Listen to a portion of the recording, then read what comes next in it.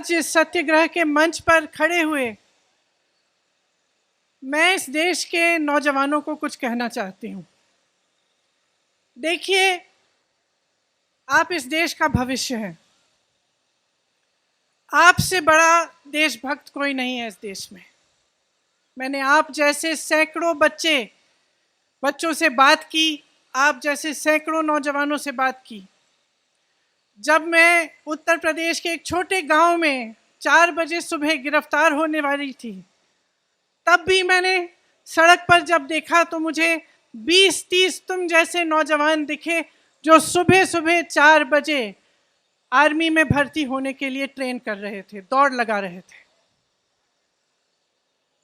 ट्रैक्टरों पे बैठे हुए मैं ऐसे नौजवानों से मिली जिन्होंने मुझे कहा कि दीदी उम्मीद छूट गई है, खत्म हो गई है।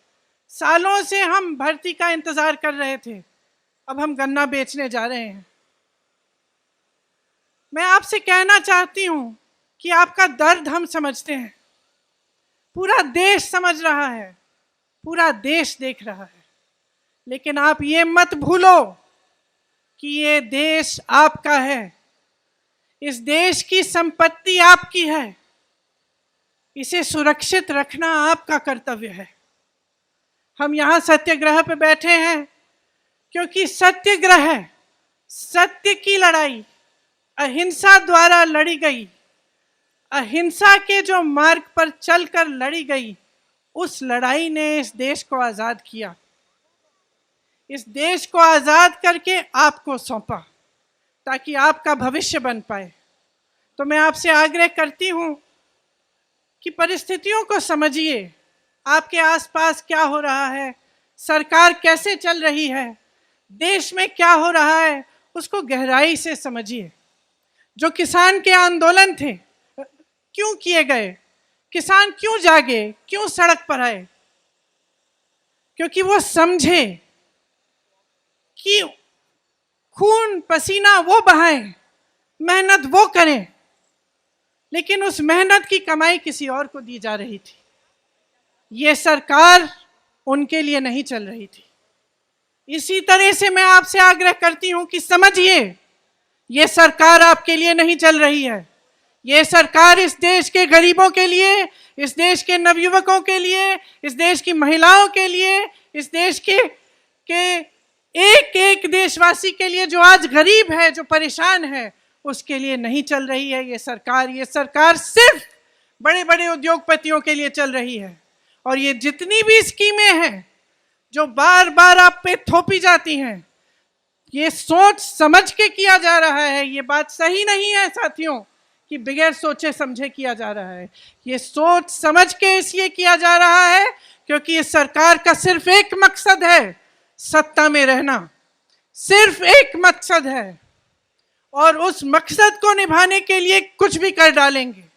उस मकसद को निभाने के लिए वो बड़े बड़े सरकारी उद्योग थे, वो इन्होंने अपने उद्योगपति मित्रों को क्यों बेचे? आप बताइए क्यों बेचे?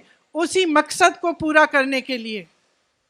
आपको रोजगार मिलता था वहां से, आपको उन उद्योगों से, छोटे व्यापार से भी रोजगार मिलता था जो तकरीबन आज बंद कर चुके हैं ये, क्योंकि इनकी नीतियों ने, नोटबंदी ने, तमाम नीतियों ने, जीएसटी ने उनको भी बंद कर दिया। और आज सेना, जिसकी भर्ती में का सपना आप देखते हैं, आप अपनी देश की सुरक्षा का सपना देखते हैं, अपने भविष्य को मजबूत बनाने का सपना देखते हैं, आप ये सपना देखते हैं कि बड़े होकर आप माँ बाप का देखभाल करेंगे, सरहद पर जाकर इस देश के लिए अपनी जान देंगे। आपसे बड़ा देशभक्त कोई नहीं है, मैं याद दिलाना चाहती हूँ आपको। और मैं आपको कहना चाहती हूँ कि जो नकली राष्ट्रवादी हैं और जो नकली देशभक्त हैं, आंख खोलकर उनको पहचानिए। आपके संघर्ष में पूरा देश आपके साथ है, पूरी कांग्रेस पार्टी आपके साथ है। आपने हरिवंश राय बच्चन जी का जिक्र किया, उस कविता की कुछ पंक्तियां हैं। कवि ने कहा है, वृक्ष हो भले खड़े घने, हो घने हो बड़े, छा मांग मत, मांग मत, मांग मत। वृक्ष हो भले खड़े, हो घने हो बड़े, एक पत्र छा भी मांग मत, मांग मत, मांग मत। तू न थकेगा कभी, तू न थमेगा कभी, तू न झुकेगा कभी, कर शपथ, कर शपथ, कर शपथ। इस कविता का नाम आपने एक ऐसी स्कीम को दे दिया है जो इस देश के नवयुवकों को मार डालेगा। ऐसी स्कीम को जो इस देश की सेना जो हमारी देश की सुरक्षा करती है, जिनके सारे तमाम जो यहाँ पे भी आप खड़े हैं, आप सरहद पर जाकर सुरक्षा करते हैं, ऐसी स्कीम है जो इस सेना को खत्म कर देगा। आप इस सरकार को पहचानिए, इस सरकार की नीयत को पहचानिए मेरे भाइयों मेरी बहनों। लोकतांत्रिक तरह से शांतिपूर्वक अहिंसा सत्य के मार्ग पर चल के इस सरकार को खत्म कीजिए, इस सरकार को गिराइए। ये आपका मकसद होना चाहिए कि आपके देश में एक ऐसी सरकार बने जो सच्ची देशभक्ति दिखाए, जो देश की संपत्ति को सुरक्षित रखे, जो देश को आगे बढ़ाए, देश के गरीबों नौजवानों को आगे बढ़ाए। इसीलिए इस मंच पर खड़े हुए मैं आपसे आग्रह करती हूं कि जो भी आप प्रदर्शन करें आप शांतिपूर्वक करें, लेकिन आप रुके नहीं, आप थके नहीं। ये आपके अधिकार है, आपका देश है, इसको सुरक्षित रखने का कर्तव्य आपका है, इसके लोकतंत्र को सुरक्षित रखने का कर्तव्य आपका है। इस कर्तव्य को निभाने में कांग्रेस पार्टी का एक एक नेता, कांग्रेस पार्टी का एक एक कार्यकर्ता आपका साथ देगा। जय हिंद।